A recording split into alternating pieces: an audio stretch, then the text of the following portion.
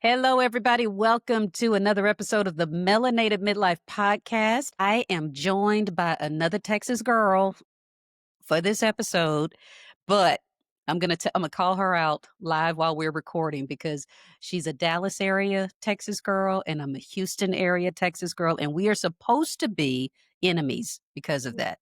Anybody outside of Texas does not know that Houston and Dallas, they don't rock with each other. So real.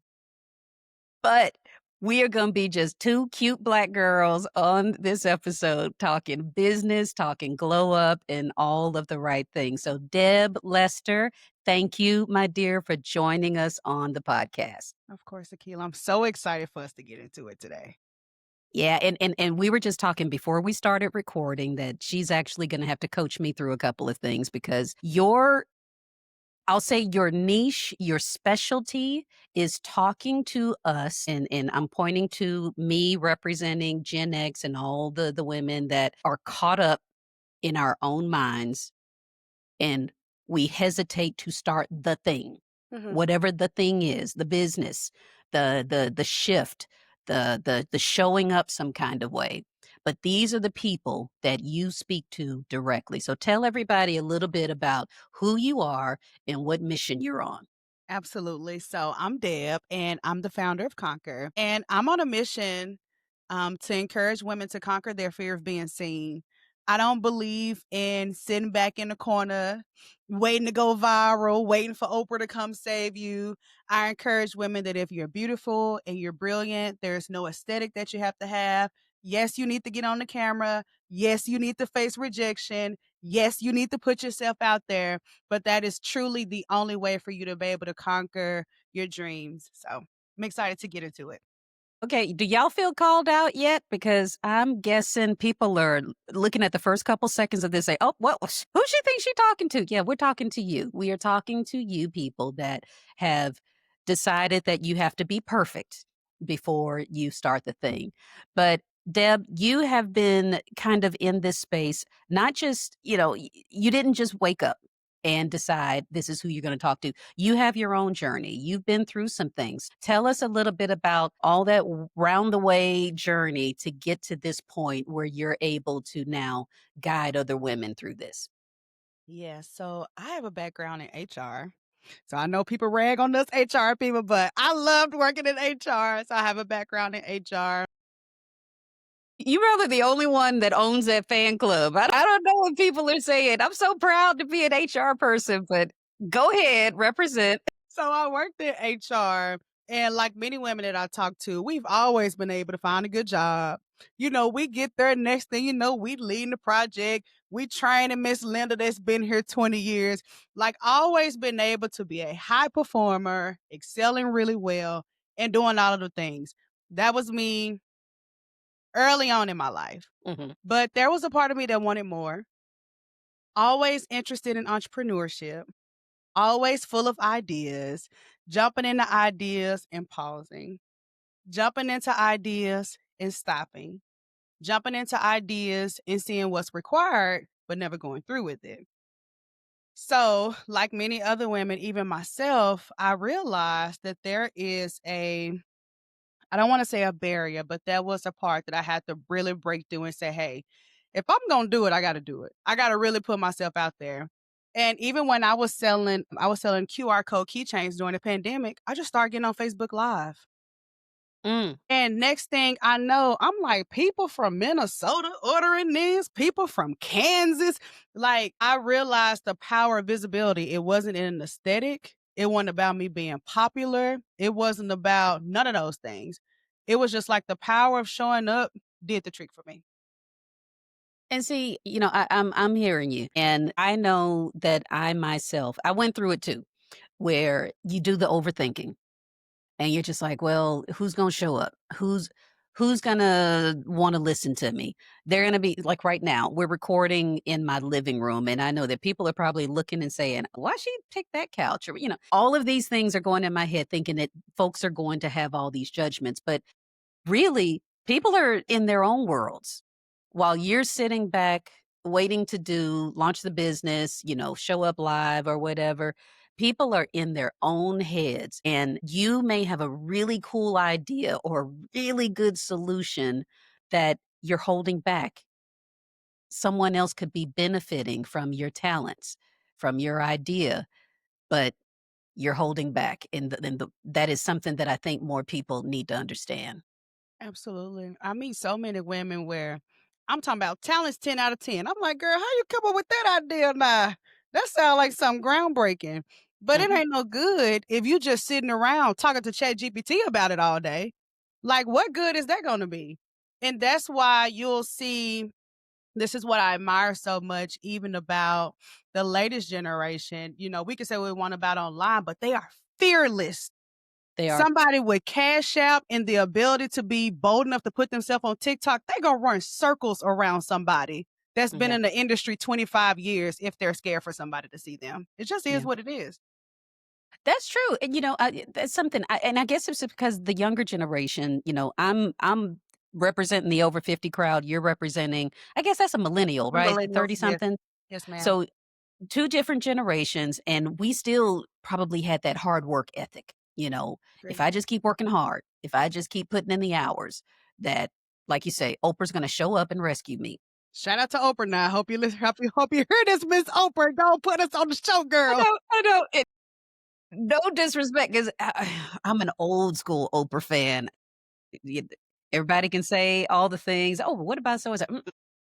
Yeah, we I love still Auntie rock with Oprah. Oprah, but she is not going to magically show up and grant you permission to Mhm. do whatever, and you're right that younger folks, the Gen Zs, the 20 somethings, I'm the parent of 2 20 somethings, they will go turn on whatever and just say, "Hey, you know what? I'm just gonna share with the world that I had a burrito for breakfast," or that I'm deciding to travel cross country to go and do whatever. It will turn a camera on in a second, Yeah, and it generates conversation, it generates connection, and in some situations, it's a business opportunity. And talk to the folks like me, the 50 somethings that are just thinking, but how do you do that?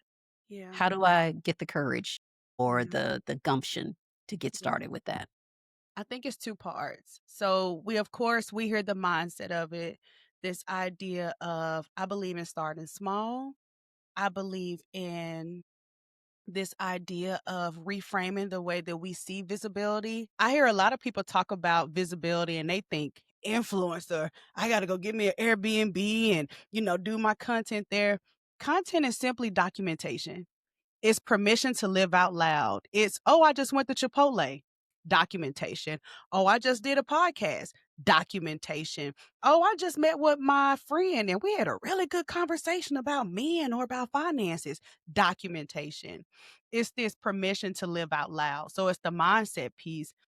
And then we also have a framework piece of it too, where you're like, that sounds good, but how do I actually do that? I teach the ICE framework, literally ICE, where the I is inspire your audience. A lot of the women that I talk to, they are so knowledgeable, like so knowledgeable. The I is inspiring your audience. And I don't mean getting a quote by Martin Luther King talking about we gonna overcome off Canva. Skip that. I mean, sharing things like, what have you learned about your industry? Why did you start your business? What challenges have you had this year? Who have you worked with? What's your big mission? What's your big why? And then your C is turning your content into a classroom. So, what are 10 questions that your audience is Googling? Go ask your chat GPT and tell them to give it to you in third grade language. So, if you do hair, how do I grow my edges back? How do I style my hair? How do I grow out my relaxer? Like you just educate them. And the E is entertaining us through your personal life. You found you a new hot wing spot? Did you go to the grocery store? Did you buy you a new Stanley cup? Did you go get your nails done? Did you go out with your homegirls? And you have this really cool, authentic, I mean, just combination of you living your everyday life, the insights you already have, the expertise you already have, the life that you already live, so that it cuts down this idea of performing online. Because I think that that's the misconception that I have to get online and perform. I got to go be an influencer. And that's just not what it is. Isn't that what it is? Okay. Okay, we're gonna do the record scratch and just rewind because that was a lot right there, and I think that anybody that is listening right now, if they can't take that framework and make something actionable out of it, then maybe they need to come to coaching for you, but either way, I love that. So ICE is ICE, the literal acronym. That is girl. So I'm thinking about the people right now that have, whatever ideas, but you just mentioned a very viable concept like that. How do I grow my edges back? How do I do my nails at home and save $50 a week? How do I this is something I had to Google myself. How do I apply, The strip eyelashes? lashes? Yeah. 'Cause I'm 50 something years old and I just learned how to start doing makeup, Come but on, that man. was me. I Yeah. was Googling all of these ladies that were I wouldn't call them influencers, they were like you said, they were regular people that turned on their camera, their phone in the bathroom while they were putting on whatever makeup, and it was like university. I was going to class every Yeah. day, Yeah. figuring out these things. It doesn't have to be complicated. You can take whatever you already know about, which so many of us have worked in our industries for so long. And I even did this, Akila, when I was working in HR and I wasn't necessarily like doing my business full time. I would be sharing stuff from my workday. I would be like, y'all, oh God, please forgive me, Lord. They ain't gonna never hire me no more. I used to be like, y'all, if it's snowing outside and you need to call in, stop calling in because of the weather. Call in and say you're sick. Like it changes the way that the employer receives it. So just like it doesn't have to be a lecture, it doesn't got to be anything deep. It's just like these small things that you know about your industry. Imagine if you do that twice a week over the course of a year. You're talking about an insane catalog of what you already know. Yeah. Oh Game my gosh. changer. That's okay. That's a good tip.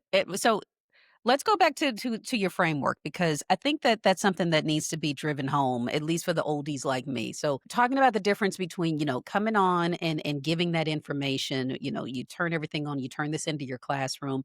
I love that because I'm a former educator. So yeah, I can rock something that is a teachable lesson. But when you broke it down between this versus performing, that was a light bulb moment for me because you're right. When I think about influencers, and I hate that terminology, I think a lot of us hate that terminology because it sounds fake. Yep. Simple as that. It sounds like somebody that is getting on, putting on airs, like there's no human connection. There's no real person to person connection if you're performing. Yep. But if you're coming on like we are, like I say, we are two, I'm just gonna say two very cute black girls, not just Yes. cute black girls. We coming on here and we are truly just having a conversation. This is a human connection here. We're not performing. You will see at some point my dog will walk behind me because she's bored, not getting any attention. And I commented about your background and how beautiful it is. I was just like, "Is that a fake background?" And you're like, "No, that's for real." It's like that I can now see into your world. I now have a little bit of Deb's world that I'm able to take part of. And that's important to understand so that those of us that are holding back thinking that we have to have some grand stage that we're stepping out onto, some big spotlight onto us. That's not the case at all because people really do want to see just you, just Hmm. regular old you. And Hmm. I'll learn something from your human experience. And it's actually a relief. You ever found somebody and you almost feel like you found your new friend or your new cousin or something? It's just such a relief. You're like, "Ooh, girl, I gotta follow along and see what she doing tomorrow." She ain't doing nothing, but she went to McDonald's and stopped by Ross. You're like, "Ooh, girl, this my type of party." So, I mean, people are craving it. And I give the example of, let's say if you started doing taxes, shout out to the tax people. People would think, "Oh, I gotta give me a photo shoot. I gotta cross my arms. I gotta make it seem like I'm the biggest, the largest. I can get you $20,000 back if you ain't worked in 10 years." Versus if somebody said, "Hey, for the past few years, I've been doing my taxes, my in-laws' taxes, and my cousin taxes. I wanna do 10 people taxes next year." It's this sigh of relief saying, "Oh my God, it's a regular person that does this, that's being honest, that's being straight up. Let me see what she got going on possibly." This idea of us changing the narrative that I don't have to perform, it's a time and a place for all the cute stuff. I'm not mad at it. But breaking down this narrative, I don't have to perform. I can start showing up little by little as me. And over the course of 1 year, 2 years, 3 years, 4 years, just imagine what that looks like. Yeah. Now, so who are the people that are coming to you? Because I'm thinking of just, my own situation where there are certain hurdles that I had to get over Yeah, myself, literally had to get over myself and get out of my head overthinking. But who are the people that are coming to you and say, "Okay, Deb, I need help." yeah. What is their story? What are the common themes that you're seeing over and over again? Yeah. Most of the women that come to me, they are service based. They work in fantastic careers. A lot of them are leaders inside of their careers. A lot of them have families, but they want to, the ultimate dream is to be into entrepreneurship full time. Some of them, of course, they have more flexibility as far as freedom and finances. What I'm also finding underneath all of it, once I dismantle all of that cute stuff, is that they really want to influence people. They really wanna lead people, and a lot of them have been through something, and I know somebody that's listening to my voice is gonna feel this because it happens, and I can guarantee it. A lot of them have been through something. They've conquered something in a dark corner when it was just them and God, and now they're like, "I have to send the ladder back down, and I'm gonna do that via a podcast. I wanna do that via a business coach. I wanna do that via a finance coach. I wanna do that via a career company." There is something that happened to their heart, and now they're like, "I'm on a mission because I have to go push the ladder back down." And that happens time and time and time again, which is why I'm telling them strategy, cool. I think most of them have figured out their part. They know what they need to do next. They got the strategy part down pat. But that type of leadership, it requires a level of you going first. You got to go first. If you want to go coach, you want to go be somebody finance person, somebody life coach, somebody business coach, you have to go first. And if you want to lead people and you don't want to go first, then I don't know what to tell you. That's what you're signing up for. And that's the reward you're going to get if you do it.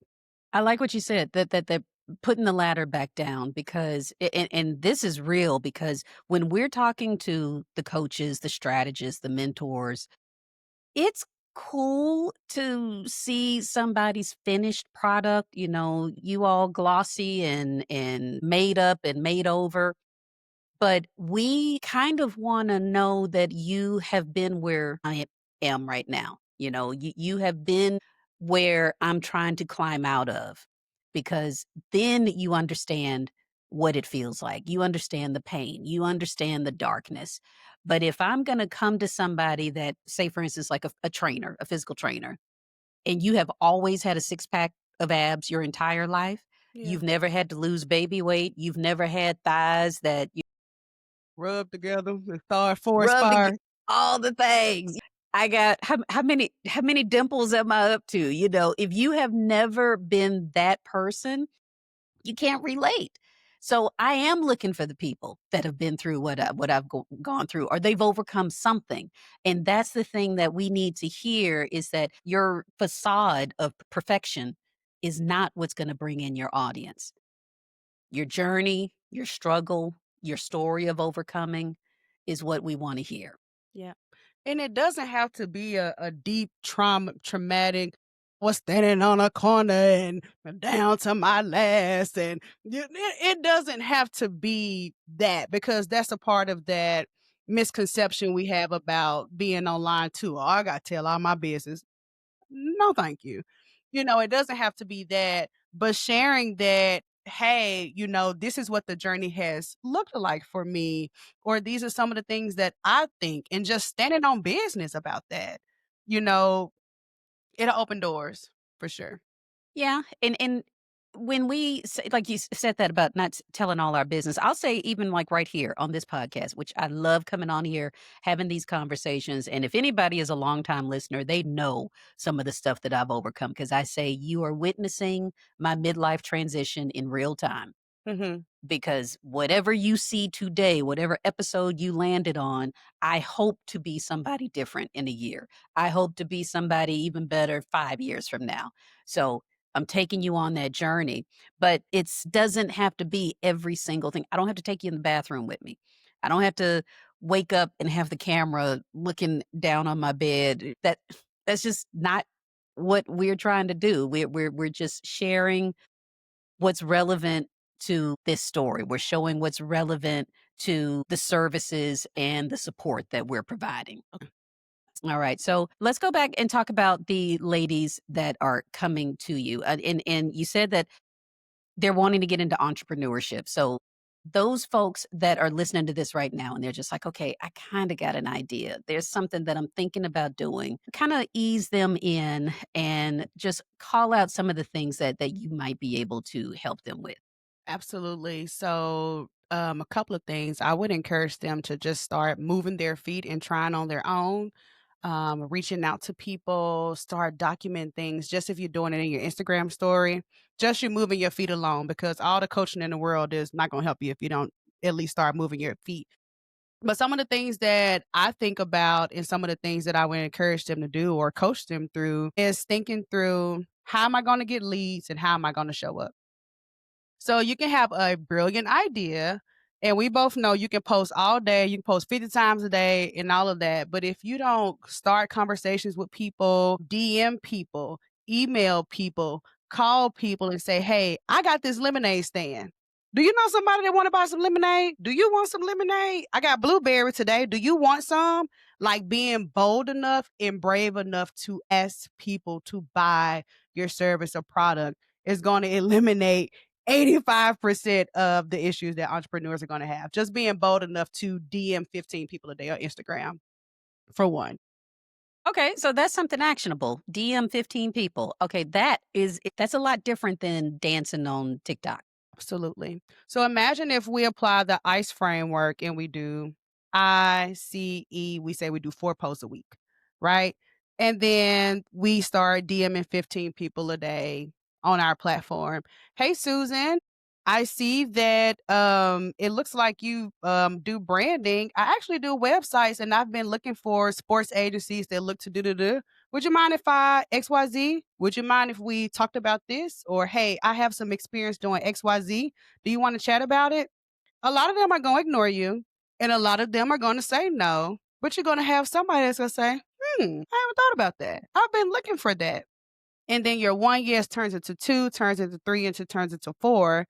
And this is how you learn what the industry needs, what your clients need, what systems you need. You can have the perfect funnel, the perfect website, and all of that. And you get the DMing people, and you be like, "Oh, they didn't even care about that. They want to know how I can get their emails." Like, that's how you learn. You can't just sit around and think about the theory of it all day.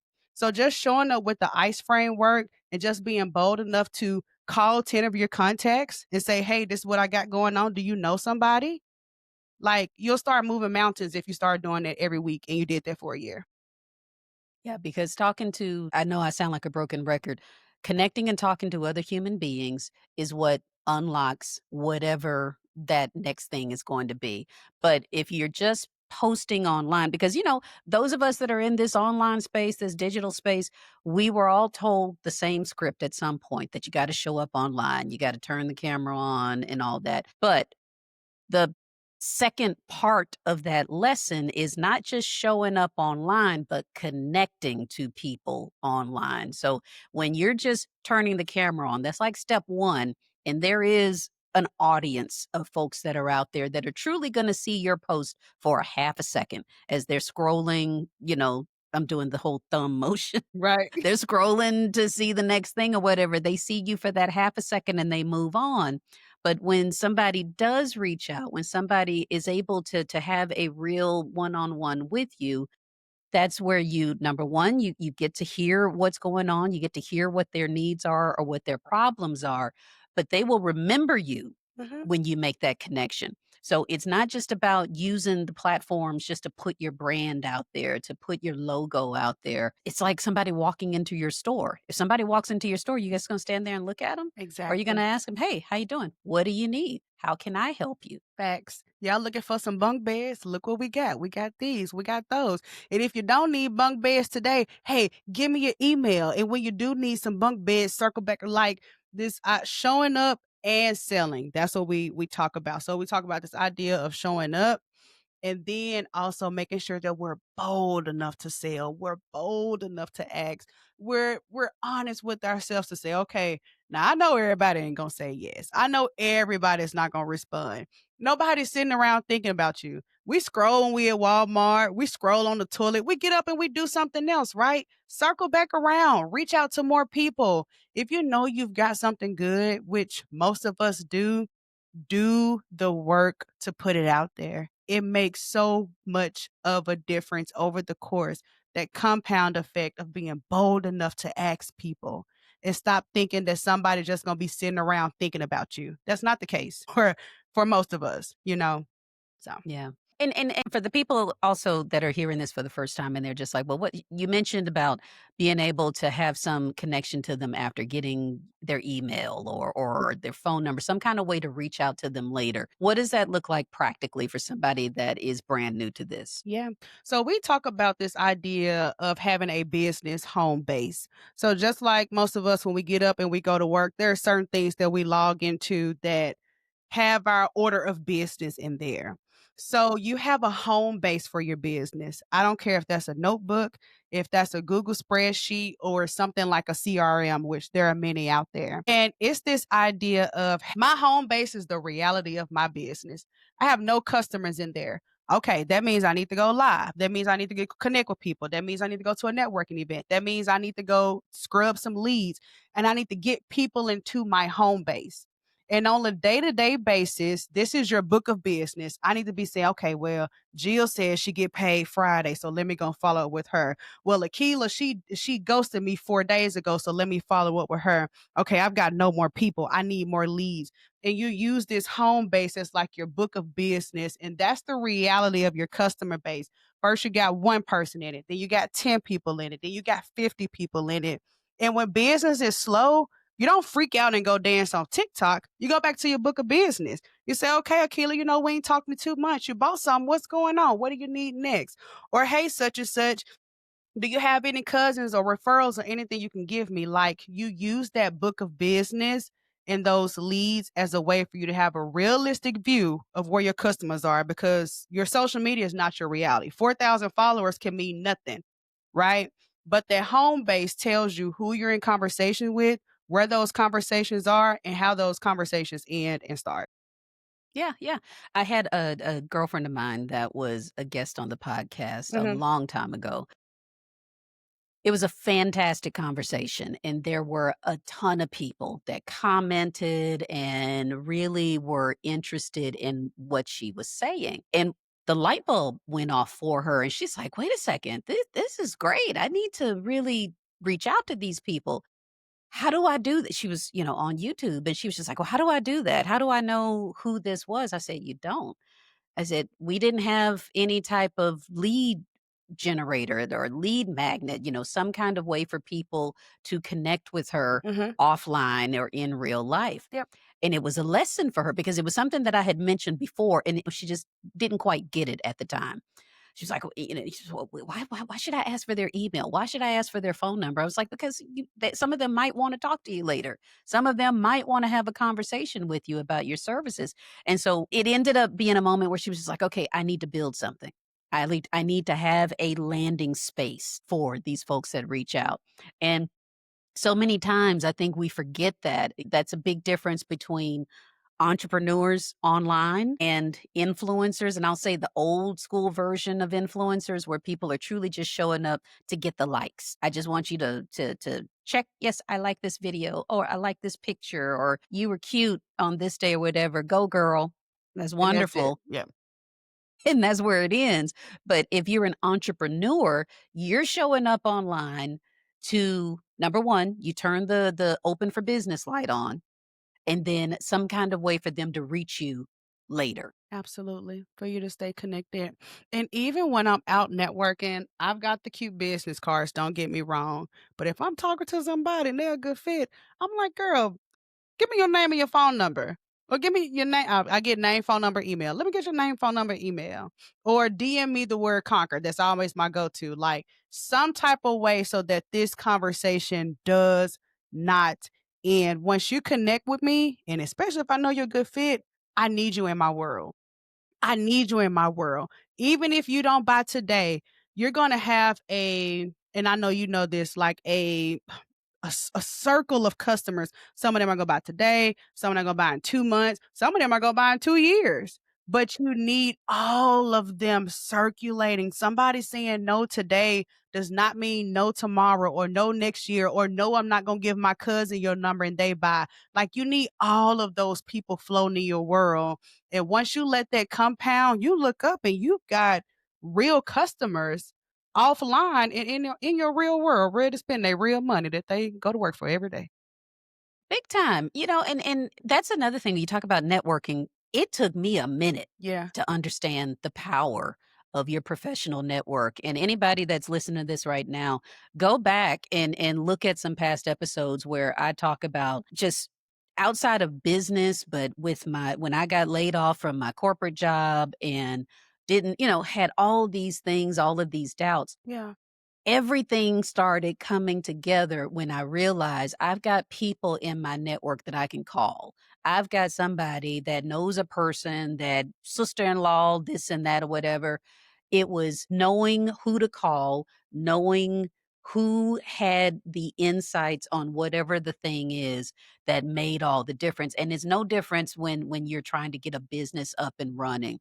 But go back a little bit, a few steps, because because I know what's happening with right now, that somebody's listening to this right now and they're just like, "Oh, that is so easy for her to say." She's got a whole YouTube channel. She's got a whole podcast or whatever. She's already figured this out, but there had to have been a point for you when you decided, "You know what? I gotta figure out a way to do this. How am I going to find people? How am I going to let folks know that I've got this going?" So what had to happen for you to be able to make this shift? absolutely.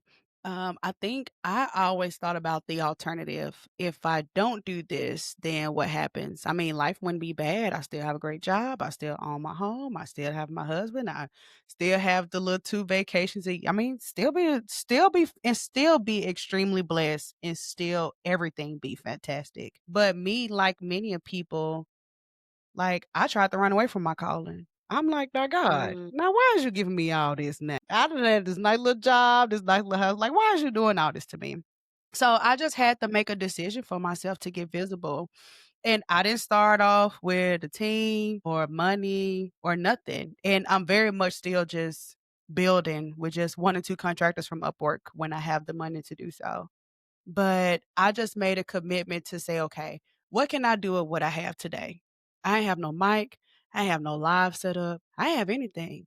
I just started propping my phone up and going live at my dining room table and just seeing who I could talk to, seeing who I could connect with. And it wasn't the ICE framework at the time, but that was kind of the little formula that I realized people wanted to see. They like to see my personal life, but also some business stuff, and I just use those 2 things to just show up and be visible, and it just gained trust. And then I realized that the showing up wasn't enough, so then I started to say, "Oh, well, let me reach out to people," or, "Let me see if they interested," and people be like, "Oh my god, I would love to book a call. I've been looking for something like this," and I realized how many barriers I had set in my mind thinking, "Well, don't nobody wanna see you every day," or thinking, "Well, don't nobody want you to ask them to get on a call with you, like, what you think you got going on?" So, I realized how many limitations I gave myself. But just this idea of saying, "Hey, Imma start showing up for this thing. I know this thing is good." And just like in mhm. our workplaces, like we can only feed off leaders that know that this thing is good. It's same with us. Like once we know that it's good, people feed off of that. When we have doing it or have believing it, we feel that too. But like I knew I had something good and I was like, I'ma just start showing up for it. Imma start going on live. I ain't have no topics. No, I would pick a thing or two and expand and just go for it. Sometimes it was 2 people, sometimes it was no people, sometimes it was 10 people. Like, Yeah, that's I've just been what it there. was. I've been there. Yeah, I've had many live events, webinars or whatever where truly one person showed up. absolutely.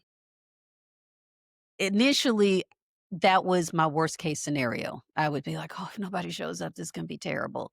If nobody comments on this post, that's gonna be terrible. I'm gonna feel like such a failure." But I was able to flip it and say, "You know what? If only one person shows up, they're gonna get a hell of a lot of personal attention.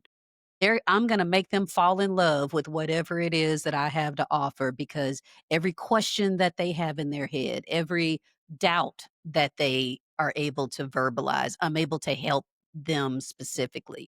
And so even my husband right now, sometimes when I have a live class or a webinar or whatever, yeah, how many people showed up or how many people registered is his question. And I'll be like, oh, about 30 people registered. Well, how many actually showed up? Mhm. Yep. And then he'll ask, well, how did it go? And I'm like, oh, it was fantastic. Yep. We got to really get deep or whatever. And I was able to flip that for myself. But let me go back to something that you said because girl, menopause brain, if I don't say it now, it will be off into Never Never Land, but you said something I wanna come back to about you tried to run from your calling, Mhm. and let's go there because I think there are a lot of us that have this something, Yep. whether it is a whisper from God, whether it is an itch that you just want to do something with, and we sit on it. Yep. The person that is in that exact moment right now, there is a calling, there is a whisper, there is an underlying burn Yeah. that they're trying to ignore right now. What do you wanna say to them? Oh God, if it's keeping you up at night and you know it's good, I know what it's like, and I've tried to run away from it so much. I literally tried to go back to work last year because I was like, "God, you ain't giving me no money, you ain't giving me nothing." Like, and they fired me in 10 days, and I was like, "Now what a wait a minute now." Like, if you know that it's good, I know you cannot see to the bottom of that staircase. You stand at the top of it. This is the best analogy I can give. I know you stand at the top of a dark staircase and you're like, "Now, if I can just see what's at the bottom, I'll go. If I can just see what's gonna be on these steps, I'll go down there." But the journey to being great and leading and influencing in the grand way that God wants you to, it does not work that way. It does not work that way for you to be able to know every single failure and challenge that's gonna come that way, because if that was the case, it would not be able to mold you and grow you and change lives the way that it's designed to. If you knew that if I took this step, okay, in 2 years, Imma file bankruptcy, it's gonna impact my marriage, it's gonna make me lose weight, it's gonna do this to me, it's gonna ruin my confidence. For 1, you'd probably never do it, and then for 2, it just would not have the faith based experience that this requires. That's just not how it works. Like, you've really gotta, and that's why I love the idea of what do I have today? Today, I ain't got no equipment, I ain't got no audience, but hey, Imma try that ICE framework, Deb, and Imma try to DM just 10 people for the whole week, and baby, that's all I got. That's my step 1, and I can guarantee you that once you put that first foot down, you're going to have what's required to take the next step, but thinking that you're the only person that's going to be called for something great and you just going to be able to see everything that's going to happen, that's going to cripple you for forever. And it doesn't require any faith. And if something doesn't require any faith, baby, it's not great. And it's going to be over real quick. It's going to be over real quick and it ain't going to bless nobody but your ego.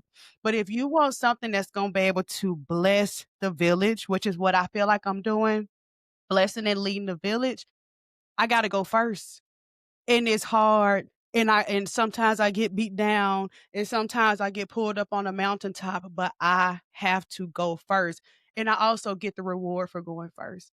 I get a chance to live out my dreams. I get a chance to say, "Hey, I did it, like, I tried, it worked out, it's the middle of the day, I'm at home, this is my life."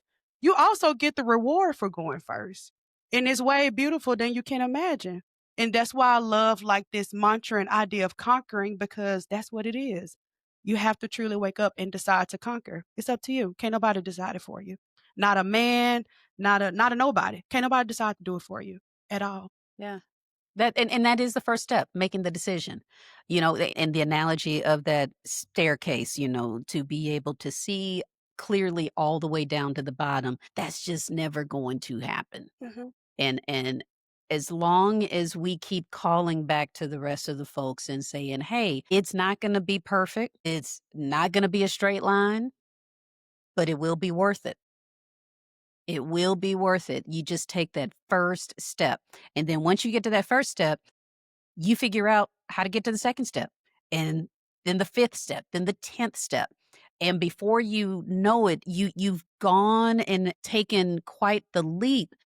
But the person that you are at step 20, step 25 or whatever, you become the person that's capable of conquering step 25 because you've been through all of those things. Yes, that's so good. And like we were saying just a second ago, I hope to be a different person a year from now. Yeah. I hope that whoever is looking at this right now, we're recording this in October of 2025.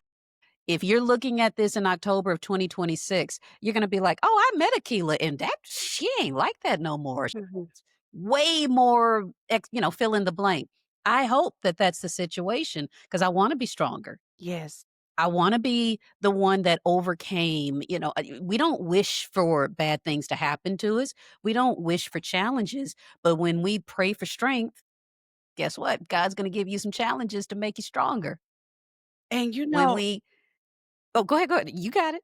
I was gonna add to that. That makes me think about, I talk to a lot of women, and it's not that we're necessarily afraid of the failure. Sometimes we're afraid of that success too. When I get to that step 15, will I be able to handle all of the responsibility and payroll and people that I'm gonna have on my back watching me and expecting from me? Will I be able to handle that? And what you said was so good. Once you get there, baby, please believe. Please believe you've been walking through those steps. You know how to navigate. You know when to hop just right, when to step just right. You will be able to handle not just the challenges, but that good, successful weight that's going to come with that. You'll be able to handle that too. It made me think of that when you were talking. You'll be able to shimmy with it. Yep. Okay, so you gave us the ICE framework, which I love. I love. And by the way, all of this goodness that Deb is sharing with us, I'm going to link this into the show notes, but we'll also tell you how to connect with Deb directly. Mhm. But give us some more practical advice. Once we understand the idea of the ICE framework, what else does this person that's standing right there on, at the tippy toe entrance of whatever this next phase of life is, what else can you do to ease them all the way on out there? Yep. So we have a couple of different frameworks. We do the ICE framework. We believe in having your home base. We believe in rest with expiration.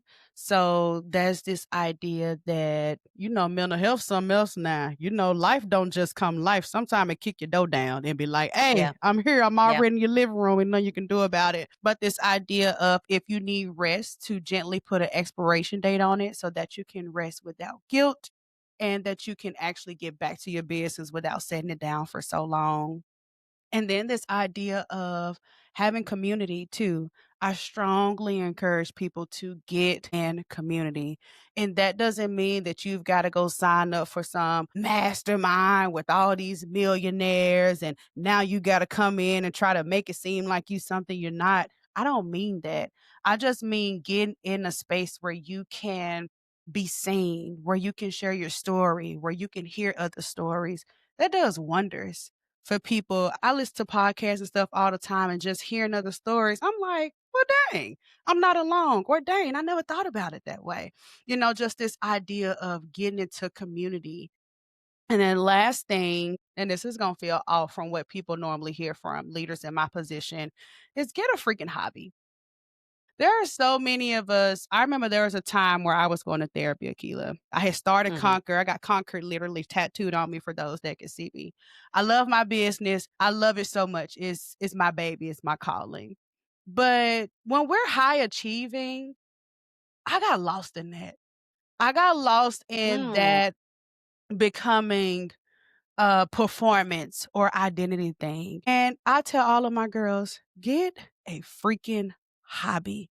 Something that you can learn from, you can fail at a little bit, laugh at yourself, get you some friends. You're not performing for them. You're not talking about all of your accomplishment. You're not like follow me online and all of that.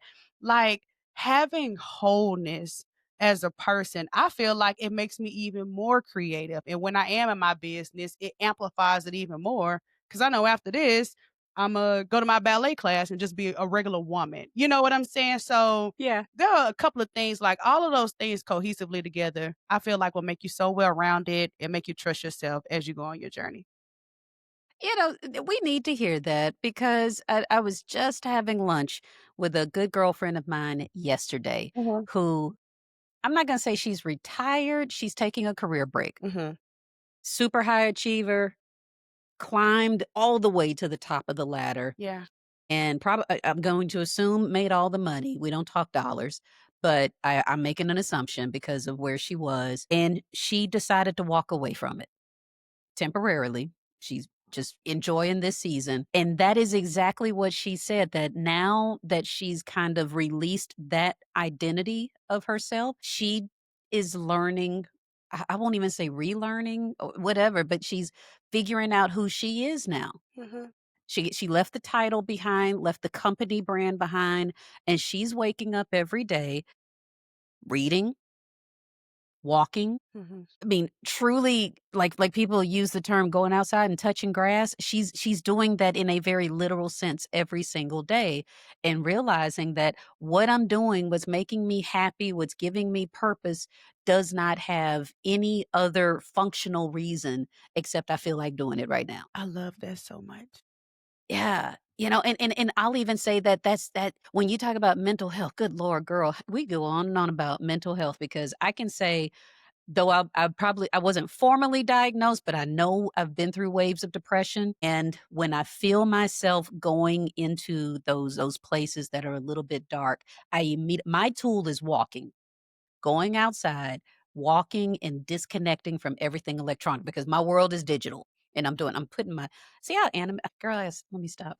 But I'm always in front of a screen. And when things are feeling like they're short circuiting and I'm losing myself some kind of way, my husband now knows this. I will put everything down and say, I gotta go walk. Yep. Yep. And it means absolutely nothing as far as productivity for the day, means absolutely nothing to, what I'm gonna get done, but it gives me that moment to just say, "Okay, I'm good. Yes. This is my exhale." Yes. I think when we're doing a lot of good stuff, we need, I don't know if this is a woman thing, but that's the only audience I know. We need permission to rest and not be all of the things. I just want to encourage women to, and I've had to conquer this for myself. Permission to not be it all and still be that girl. Okay. I'm talking about still at the top of my game, still doing all of the things. And after this, I'm gonna go back to binge watching my show on Netflix now because I'm about on season 4 and I got to see what happened next and order me some Wingstop tonight. And that's just what it is. Like permission to be that even when we're great. And I feel like this is where when we talk about imposter syndrome, I feel like it comes up because we are truly being imposters. A lot of us are battling imposter syndrome because we are being imposters because we are superwoman. I have to perform for my man. I got to perform for these kids. I got to perform for this job. I got to perform for all the people. So when I'm laying on the couch with my PJs and my belly hanging out, of course I feel like an imposter because everything about my life requires a mask. And when I give myself permission to just be, I dismantle that imposter syndrome because guess what, Facebook audience? I ain't got it today. Guess what, Instagram? I ain't got it today. Oh well. Guess what, hubby? I love you, but pick up an eight piece from Popeyes tonight. I ain't got it today. There's no reason for me to have to perform, and it dismantles my imposter syndrome because guess what, baby? This just Deb and it's just what it is. And I'm back on my game Monday morning. I'm act like nothing ever happened. Okay. That was a bomb. You said, "Hey, everything feels like a performance because I'm wearing a mask everywhere I go." Hmm. That is a lot right there. And I mean, to the woman that is listening to this right now and they feel exhausted, they are feeling like they're doing all the things, I've got to be everything to everybody. I always say take the cape off. Yeah. The superwoman cape, take it off and take a rest. But I like your analogy of take the mask off and you don't have to perform right now. Hmm. Ooh, we could really just take that on the show on the road and have a whole show with that because I think not enough of us are understanding. Yeah, it feels like imposter syndrome because yeah, you are wearing a mask, you're performing, and it's okay to take a break. Nobody's going to knock on your door and say, "Okay, Deb, you're allowed to slow down right now. Mhm. You're allowed to turn off for the weekend." But to be real with ourselves and understand that there does come a moment, either the hobby, either the rest, or all of those things need to happen regularly. Not the old adage of "I'll sleep when I'm dead" or this "it's hustle season. You always got to hustle for your dollar." No, Yeah, we really can and must turn around and take care of ourselves. yeah, and it helps us develop so much self-trust. I can trust my decisions better. I trust when I'm at my capacity. I know the difference between what feels anxious and what's truly my intuition. Like I learned how to just trust myself a little bit better. And it's a season for going balls to the wall. It's a season for it. It's a season for hey, I gotta put the house first. Hey, I gotta put the business first. Like my dad and my grandma died this year. Hey, I gotta put the family first. Like it's a season for all of that, but you'll be able to trust yourself to navigate it without being influenced by the internet or what your friend went through or what your auntie got to say. Like, Yep. Yep. child, police. Yeah. Who got time for that? And you unknowingly gave me some advice without even hearing yourself say it. But remember, before we started recording, and you were talking about visibility for the people that need to get out there and start showing up. And I said, well, I'm now counting myself on the other end of the spectrum where I feel like I've showed up a lot, Mhm. and now I need to I'm wanting to rein it back in a little bit. And is there advice for folks like that where we've shown up, we've gotten beyond the shyness of turning the camera on, but now I got to reconnect with just being a little bit back to center. And so, what advice do you have for folks like that? Because you talk about taking folks offline and going to your home base. Yeah. Talk a little bit more about that for me. Yeah. I think it goes back to I'm sure you've done so much, impacted so many people, and done so much. Now it's just documenting that, and I feel like it's even better because now you don't have to create from scratch. It can be, "Okay, here's the podcast I did today. Here's the meeting I had today. Here are the 3 girls that I met at Starbucks that are extra, extra good today." Once you start, like, really getting into it and living it, I feel like you just give yourself permission to live out loud and just document it and show it. And that might not be every day, 3 times a day, because you're gonna be past that a little bit. But if you just start to openly share, like, the impact that you're having, and I don't know how this is for you, but I feel like I gotta say it, like, you really, like, own where you are. Like, you own it, like, "I ain't new to this. I'm true to this." Like, you can kinda own it a bit and feel good about it without any guilt and just say, "Hey, I had this really great conversation with this person today. I had to record a reel and share it with y'all right quick," or "I got this new couch today. What y'all think about this couch?" I'm shopping for it. Like, just owning it on another level without pressure. Because I can imagine everything you've done, girl. Seriously. And repurpose stuff like crazy. You can repurpose a lot. I know folks are probably tired of hearing me talk about this because I'm always saying with the documenting that you have to be diligent about keeping your score. Yeah, Nobody else is going to do that for you. And I know that even with you, even with clients that you work with, somebody's going to say, okay, I've heard about this Deb. She was on this podcast saying all these things, but let me get to some real people that have worked with her, that have been through whatever her programs are. And you're able to give that to them. "Hey, yeah, okay, I talked to Tanya or I worked with Michelle or whatever. yep, Here's their information, contact them and get a reference." You have to be the one that's keeping score. You have to be the one that's documenting those wins. You have to be the one that's saying, "Yeah, I did that. Here's the receipts." that's good. And once you get to that point, I feel like that's empowering right there.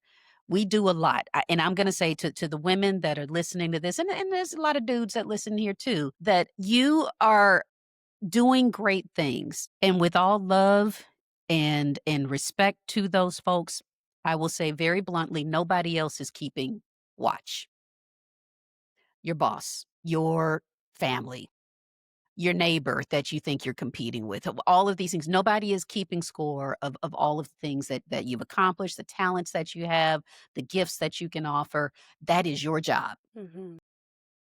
And Deb, you said it very beautifully that these are my I think you said my gifts to the village. Mhm. When you decide that you're able to share this, that you when you decide that this is something that you are gonna bless the world with, you're keeping your own score. You're taking those notches, you're taking those tallies, and you're saying, "This is what I did. This is what I can do. This is what I offer to the world." And if you keep those gifts, those talents to yourself, and I heard somebody say this before, that if you're waiting and you're hesitating, thinking that it's not the right time or things have got to be more perfect or whatever, you're actually being selfish. The mentorship, the love, the support, whatever spirit that you are able to put out, you're being selfish by keeping that just to yourself. So if you're in your head that whatever it is, I can teach people how to crochet. I can teach women that if they drink more water, that all of these good things are gonna happen. I can tell folks how to talk to their challenging teenager or whatever. It's this that one little thing. Yes. Somebody is waiting to be Oh, served this is so good. by your gifts. Yes. Even when it Simple. feels easy to you, there are so many people like this what we doing, my ICE framework, it feels so easy to me. And there are some of us, we're like, but this is so easy to me, but it's not so easy to everybody else. It's like if me and you went to a chef and we was like, teach us how to cook a perfect steak. He'll put us on game. He'll be like, well, first you do this and you make sure you just like you just put me on. He like, I do this every day. This is easy to me. It's the same thing with us. That thing that's very easy to you, it could change somebody else's world. A train know what to eat and all of that, but he got to help my big back season out, okay? Uh, Like, if it's easy, even when it's easy for you, baby, even better. Even what how amazing is that that you've got something that comes to you so easy that you can change somebody's life. It can be amazing to you and feel so simple to you, and it's literally the missing piece for somebody else. yeah, it could be life changing, transformational Mhm. for somebody else. Yep. And you've been at this a while, Deb, so I will say that between the 2 of I might be the older one, but you're the business veteran, so I Yeah. probably need to step aside and just let you go and do the thing, but I will tell people we're gonna, kinda wrap it up a little bit, but I do want you to just speak again to those folks that are listening to this, they are all charged up because you've now told them something that got them ready, and they're just like, "You know what? I was listening to Deb, and she said" XYZ. She's talked about the ICE framework. She talked about getting out there and being visible. So if somebody's listening and they're just like, okay, I'm ready, Deb. How do I find you? Where am I going to get started with whatever the next thing is so that I can show up as I'm meant to be? Absolutely. So you can find us online. We're everywhere at Conquer with Deb, and you can DM us the word conquer. And what's going to happen is I'm going to actually send you the full ICE framework, and you'll be able to fill it out and plan your first week together and then check in with me. Okay. And then I'm going to invite you into the Conquer Club where you'll be able to be in a full community of people. I'm going to let you try it out. You can see, have people from all over. And that way you have some community and some structure to be able to get started. We don't believe in doing business alone at all. It can feel so isolating. So find us online, DM us the word conquer. You can find us at Conquer with Deb, CONQUER with Deb, DEB, and get started. Come fill out your ICE framework. I love to look it over with you, invite you into the community, into the Conquer Club. That way you don't have to do this by yourself at all. We conquer together over here. We truly do. I love it. I love it. Thank you. Okay. All right. So we are going to link all of that in the show notes. So Deb is going to be very easy to find. And I'm going to say that once I get my little studio back in order Yeah. and Deb just happens to be in town when it's not football season, we will show up and we will record something Yeah. live in person so that she has a bigger stage to do Yeah. all her things. Deb, I appreciate you being here. I think that there's going to be someone that is turning this on tuning in for the first time, and they are truly going to walk away with a lot of good nuggets to get started. But I will also say one other thing to the people that are listening with Deb and with everything that she's talking about. More than anything, I just want people to understand that you do not have to have this all figured out. Everybody, regardless of your expertise, regardless of your generation, regardless of your struggles and your background, everybody had to start from step one. Mhm. So Deb's got it figured out on her side. I'm still figuring it Oh, I'm out still on my figuring it out, side, Lord help me. but everybody has to start from step one. So I truly hope that you received a little inspiration. You got that nudge to give Deb a call and get started with her Conquer Club. Am I saying Yes, that right? absolutely. And wait, and you mentioned your Conquer tattoo. Can we show everybody Yeah. that, those that are watching right now? Mhm. That is beautiful. So you Mhm. really were dedicated, honey. Absolutely, absolutely. All right. So thank you, Deb, for being here. I Yeah. appreciate you. You have blessed us with a lot of good stuff. And thank you to everyone that is watching right now. And if there is any question that you have for Deb, whether it's the ICE framework, whether it is, you know, if she want to talk about the Cowboys or See, that's put it. She from Houston, she being messy, but it's all good.